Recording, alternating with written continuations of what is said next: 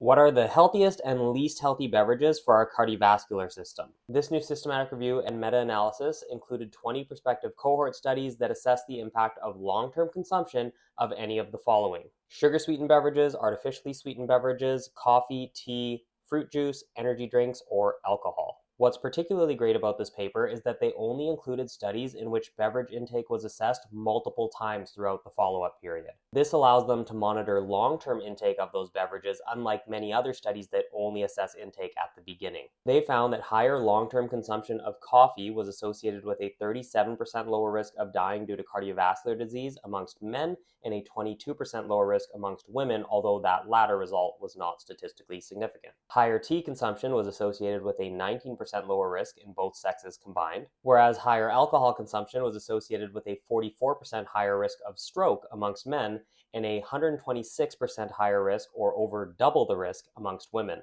And finally, higher sugar-sweetened beverage consumption was associated with a 31% higher risk of cardiovascular mortality. The results for artificially sweetened beverages were non-significant, which is consistent with other data, and there were not enough studies on long-term fruit juice or energy drink consumption to conduct meta-analyses. So what's the takeaway? Coffee, especially for men, as well as tea, can be beneficial for cardiovascular health, while alcohol and sugar-sweetened beverages can be detrimental, and artificially sweetened beverages may be relatively neutral. But we need more data on long-term consumption of fruit juice or energy drinks before we can draw more firm conclusions about those.